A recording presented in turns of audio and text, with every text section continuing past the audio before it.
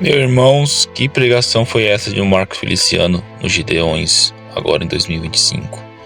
Essa pregação é para um despertamento da igreja mundial, porque não só no Brasil. Em todo lugar a igreja está ficando dispersa e a volta de Cristo está iminente. Então, Marcos Feliciano, ele dá um alerta à igreja. Ouça essa pregação e seja edificado em Cristo Jesus. Se você gosta de pregações como esta, curte, dê o like, compartilhe. Fazendo assim, você ajuda o nosso canal a se engajar e cada vez mais podemos edificar mais pessoas através das pregações. Sem mais delongas, bora para o vídeo. O que era o templo? Era o centro da adoração. Depois ele destrói os muros. O que são os muros? São aquilo que protege, impede o inimigo de vir.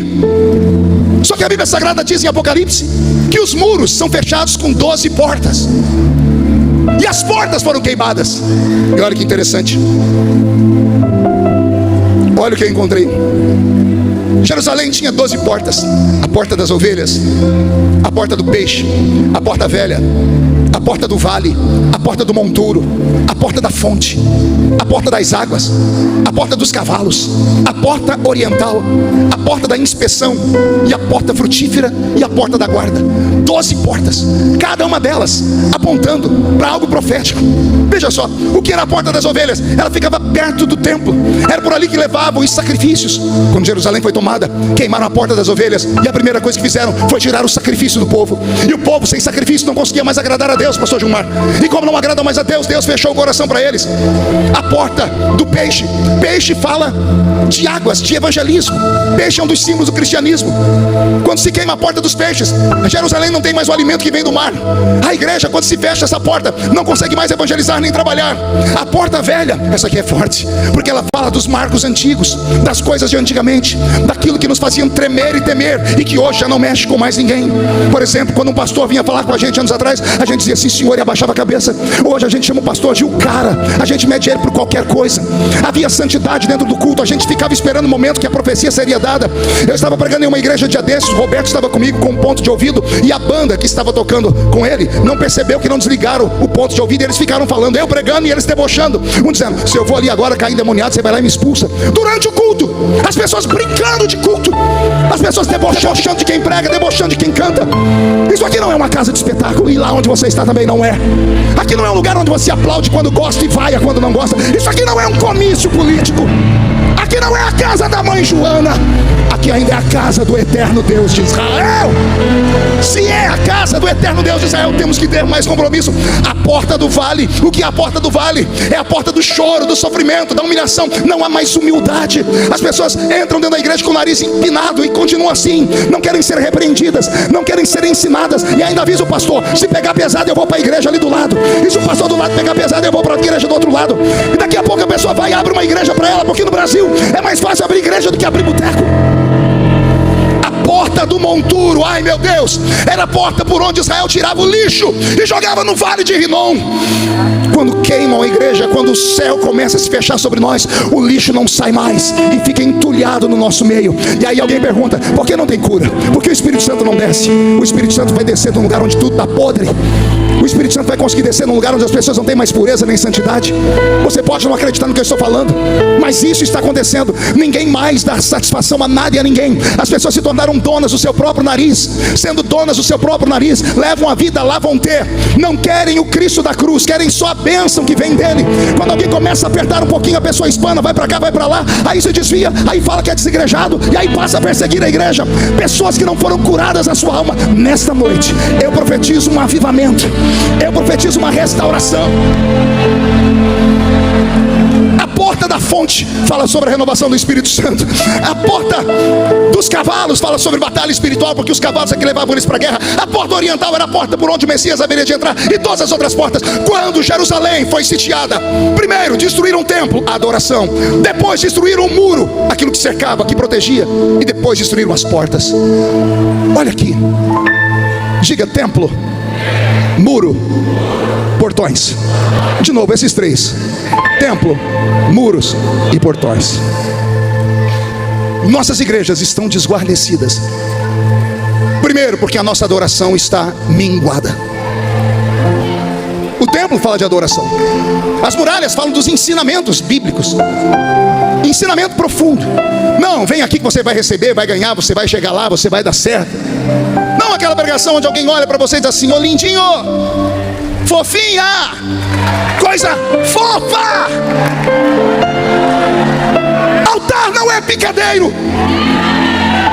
E pregador não é palhaço. E vocês não são uma plateia que precisam ser avivadas, animadas. Vocês são a noiva do Cordeiro de Deus. Precisamos resgatar tudo de volta. Agora preste atenção, porque eu vou tentar acelerar aqui. Quando eu leio a palavra do Senhor, eu fico extremamente apaixonado. Porque a minha Bíblia Sagrada vai dizer que mais tarde, depois dos 70 anos cumpridos, Deus vai levantar alguns homens. O primeiro deles é Zorobabel. Diga comigo, Zorobabel. Deus leva Zorobabel lá para a terra, porque Ciro, quando toma conta do reino, ele dá liberdade para o povo voltar para Jerusalém. E a primeira leva vai com Zorobabel. E Zorobabel, a primeira coisa que fala é: vou levantar o templo de Deus. A primeira coisa para resgatar Jerusalém foi levantar o centro de adoração. Ele começou a levantar o templo, e não é que veio gente para atrapalhar ele. Pararam a construção do templo por um período. Foram 20 anos para levantar um templo. Depois que o templo estava levantado, Deus levanta um homem chamado Esdras. Diga comigo, Esdras. E Esdras resgata a lei. A Bíblia Sagrada diz que Esdras levou para dentro de Israel o livro sagrado. Teve um dia que ele começou a ler a palavra. Era logo que o sol estava nascendo, e todos ficaram de pé ouvindo. A Bíblia diz que ele leu até o meio-dia, e as pessoas choraram e diziam para ele: continua nos ensinando. Esdras pegou vários sacerdotes e escribas e colocou no meio do povo com grupinhos, e eles foram ensinando e foram trazendo o povo de volta à revelação. E por último, houve a queima dos portões. Ou seja, quando os portões foram queimados, foi-se embora tudo aquilo que dava acesso a Jerusalém. Agora Deus vai levantar Neemias. E é Neemias quem vai reconstruir não apenas o muro, mas usar as tribos de Israel para levantar os portões. E cada vez que um portão era erguido, Jerusalém era fortificada. Cada vez que um portão era posto de pé, Jerusalém voltava a brilhar. E depois desse período, Israel viveu o melhor tempo da sua história. A minha oração nesta noite, nesses 40 anos de festa, é que Deus levante aqui e aqui Zorobabéis, Esdras e Neemias. Falarei de novo: que Deus levante entre nós Zorobabéis. Que Deus levante homens e mulheres para resgatarem a adoração verdadeira. O Pentecoste pleno, sem nenhum tipo de ressalvas. Que possamos voltar a adorar a Deus na beleza da sua santidade, como fazíamos antigamente. Que Deus levante Esdras. Que Deus levante pastores que ensinem a palavra e que tragam de volta o resgate. Voltando, os adoradores que Deus levantará como Zorobabel, não é apenas para erguer o templo, é para trazer de volta a adoração plena dentro do templo. Que tipo, pastor? Se na sua igreja o culto começa e os crentes não estão de joelhos dobrados, comece a puxar a orelha deles e vá até o seu pastor e diga para ele: nossos pais fundadores nos ensinaram que culto começa em casa. Chegamos à igreja, dobramos o joelho para orar. Resgatar princípios. Não podemos abandonar princípios. Pastor, o que é que adianta ficar de joelho dobrado? O que é que adianta? Vai te livrar do seu TikTok por pelo menos uns minutos. Vai te livrar da ansiedade e vai te treinar para orar, porque você nem orar sabe mais. Começa a orar, não dá um minuto, já terminou as palavras. Você não treina. Quando levantamos o templo de volta, levantamos o louvor verdadeiro e a oração profunda. Vai haver um avivamento na sua casa. Vai haver um avivamento na sua paróquia. Vai haver um avivamento nessas 176 caravanas que vieram. Esses ônibus vão voltar incendiados para o Brasil. E por onde um Gideonita passar, vai haver um avivamento.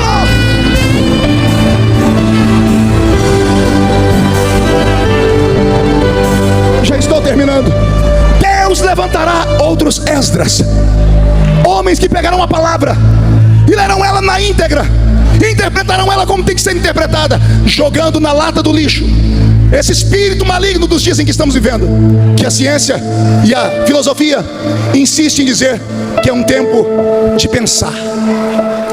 Chamam a pós-modernidade ou a pós-verdade, de um tempo onde as pessoas querem questionar. Traduzem isso por relativismo. Chega de relativismo. Em nome do relativismo, pregadores ungidos do passado estão dando entrevistas em podcasts dizendo assim: temos que reinterpretar a Bíblia. Temos que trazer a Bíblia para o nosso tempo e inserir os nossos irmãos homossexuais dentro dela. Temos que falar para eles que Malacói, que vontade de dar um cascudo na cabeça deles. Relativizam tudo, estão enganando as pessoas. O falso ensinamento. Posso dar uma palavra para vocês? Vai me custar caro, mas posso falar? Pior do que um feiticeiro dentro da igreja, caindo endemoniado, é alguém que se diz pastor e coaduna com os erros do povo. Pior do que um herege, assumidamente herege, é aquele que vai pregar para o povo, ajunta multidões e só abençoa o povo. São como profetas de Balaão, só liberam palavras de bondade. Você vai chegar, você vai conquistar. Isso não é pregação, isso aí tem outro nome, chama-se autoajuda. E a igreja do Senhor não precisa de autoajuda, ela precisa da ajuda do alto.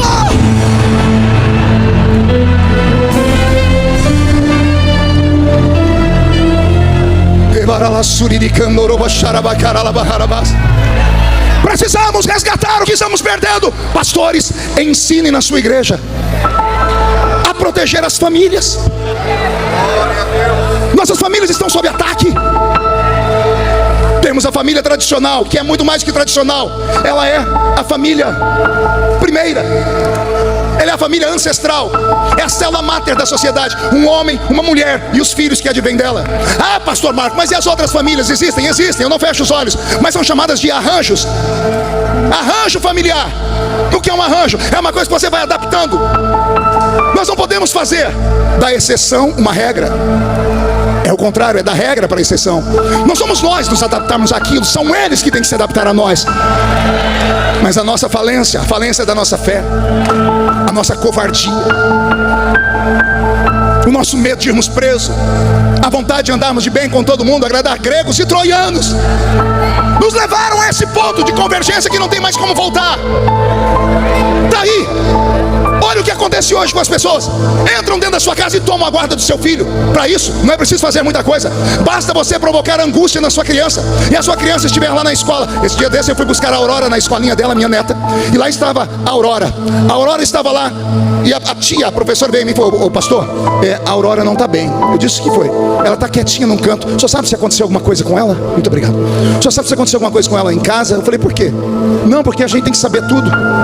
Eu saí dali com a Aurora e fiquei pensando: mundo maldito.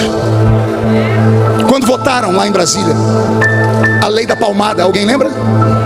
Patrocinada pela rainha dos baixinhos, Xuxa, que buscou lá na Suécia com a rainha Silvia da Suécia, se não me falha a memória, o país mais progressista da Europa. Trouxe para cá um projeto de lei que diz assim: se a sua criança sentir angústia, o Estado pode vir e tomar o seu filho. Mensure para mim a angústia. Leonardo, o que é angústia? Um choro, a criança está com a carinha fechada, isso é angústia.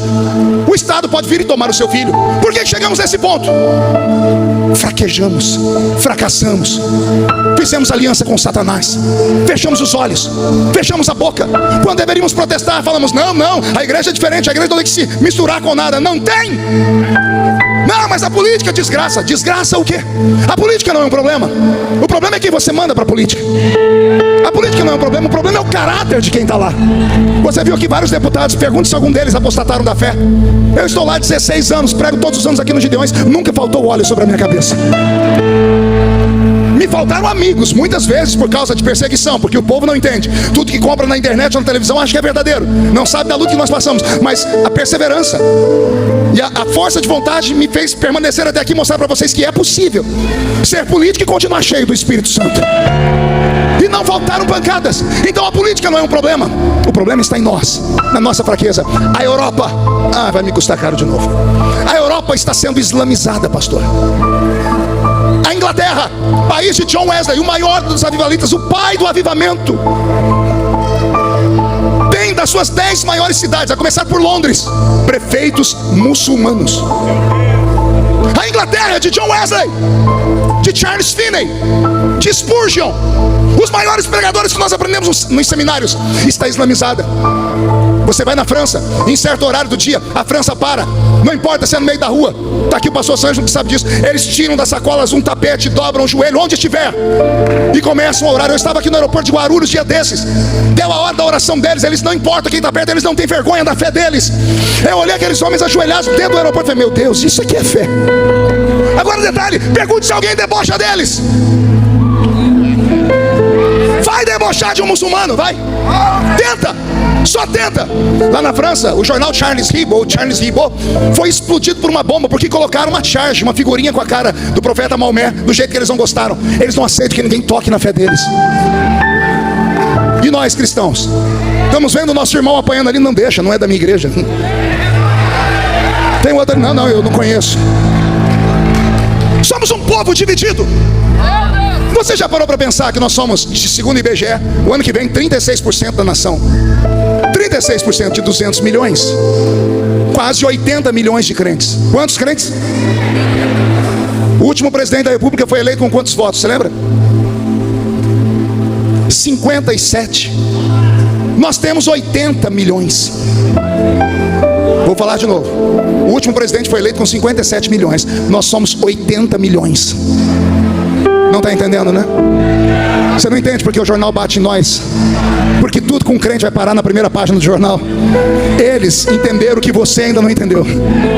Eles entenderam o que os nossos líderes ainda não entenderam. Que nós seremos maioria daqui uns dias. E se formos maioria, corremos o risco de um dia termos um presidente da república crente. Quem sabe um puro sangue cheio do Espírito Santo. E ó, se cumprindo a profecia, os crentes indo para o culto no meio de semana com o radinho de pilha ligado só para ouvir a voz do Brasil, que hoje ninguém escuta de raiva, mas aquele dia ouvirão um jornalista falar com a palavra Sua Excelência, o presidente da República Federativa do Brasil. E o presidente da República Federativa do Brasil começará o seu discurso assim: eu cumprimento os compatriotas brasileiros com a paz do Senhor.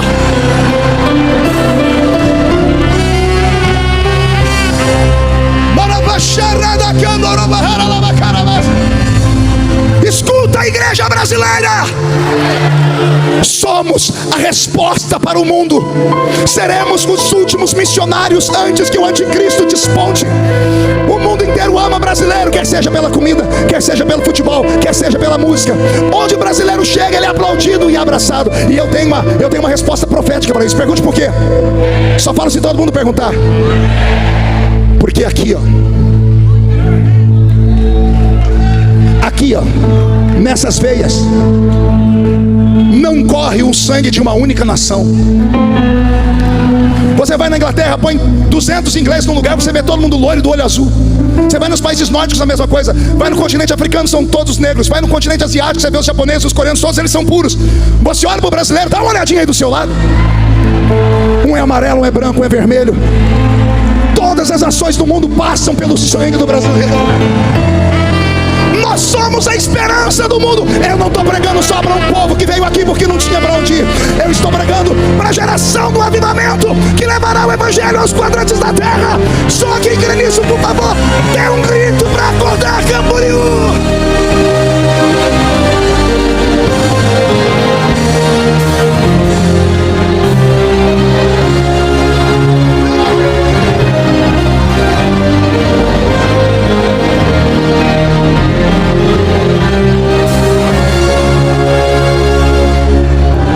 França. Eu uso a França como exemplo porque a França é o país de onde saiu a esquerda. É lá na França que nasce o termo esquerda. A França de Robespierre, a França dos intelectuais, pastor Reuel. A França, primeiro país do mundo a ter e aprovar o casamento gay. A França, primeiro país do mundo a aprovar o aborto e agora colocar o aborto na Constituição Federal. Não é só uma lei como a nossa aqui, uma lei ordinária. Lá está na Constituição, é uma cláusula pétrea. Toda mulher francesa tem direito a abortar o seu filho, não importa em que situação seja. Aqui no Brasil, esse governo maldito em quem muitos crentes votaram, o ano passado aprovou uma lei, a lei da assistolia fetal. Sabe o que é assistolia fetal? É a mulher chegar no médico e falar assim: eu quero abortar o meu filho, ela dar uma desculpa. A criança tem mais de 5 meses. O médico é obrigado a pegar uma injeção de potássio e dar no coraçãozinho da criança de 5 meses. É isso que acontece hoje. E por que isso acontece? Porque os crentes estão calados, acovardados, amedrontados ou na sua zona de conforto, cuidando das suas big techs, das suas big igrejas, das suas igrejas modernizadas, das suas igrejas com ar-condicionado, mídia de última geração, música pomposa, com cafezinho na entrada, com sala VIP para quem quer que seja. Não sou contra nada disso, desde que essa igreja pregue a verdade, desde que ela fale a verdade.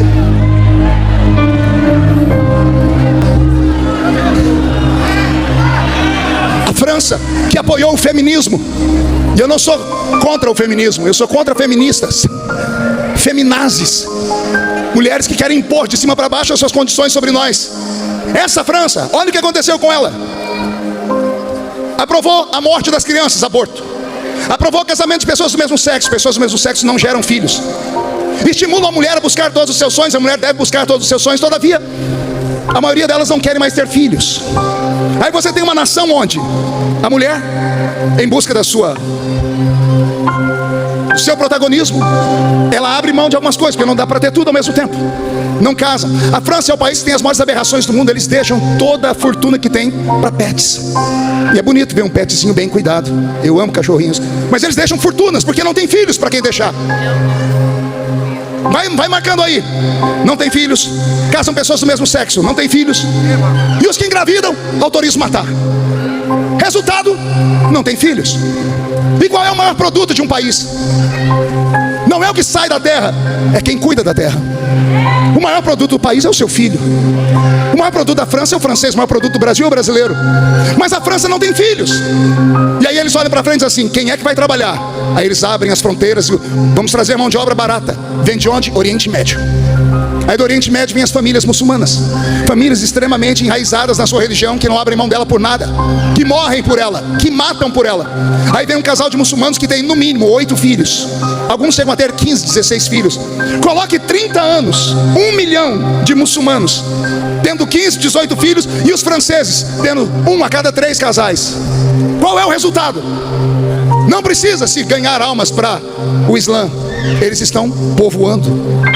A França está islamizada. A Inglaterra está islamizada.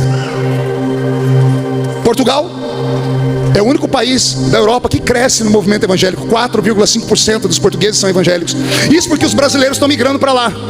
Jesus está levando brasileiros para lá para abrir igrejas e evangelizar. Fora isso, o continente africano está morrendo. O diabo nos cegando porque sabe que nós aqui dentro, aí do seu lado, tem uma bomba atômica de Deus. Gideões, pastor Gilmar, vai voltar a despertar paixão missionária. Vou falar de novo. Gideões vai voltar a fazer o coração dos nossos filhos pulsar. Não apenas para serem pregadores aqui, mas para serem pregadores ao redor do mundo. Eu acredito que a África ainda vai ouvir falar de Jesus. Eu acredito que a janela 1040 vai ouvir falar de Jesus. Eu acredito que a China comunista não vai por muito tempo amordaçar os nossos filhos. Nossos filhos entrarão lá e ganharão almas. Eu profetizo um avivamento. Eu profetizo que se os grandes não querem, Deus levantará os pequenos. Se as grandes igrejas, essas pomposas, não querem, Deus vai levantar aquela igreja na esquina da sua casa. Aquela lá, Jesus foi ali e já volta. Vai derramar sobre ela unção, vai derramar sobre ela glória. Por quê? Porque o Senhor vai resgatar de volta a adoração perfeita. O Senhor vai resgatar a muralha. Nós não deixaremos mais o inimigo minar a nossa cidade.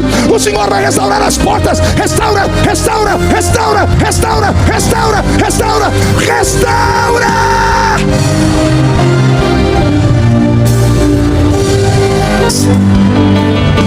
Afinal de contas, Senhor, eles podem